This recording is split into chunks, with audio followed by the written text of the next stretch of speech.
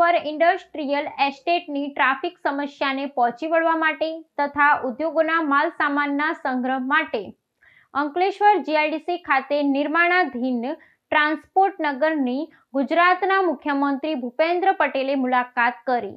ગુજરાત ઔદ્યોગિક વિકાસ નિગમ દ્વારા 5 હેક્ટર વિસ્તારમાં ₹32 કરોડના ખર્ચે આ ડેડિકેટેડ ટ્રાન્સપોર્ટ અને પાર્કિંગ ઝોન વિકસાવવામાં આવી રહ્યો છે।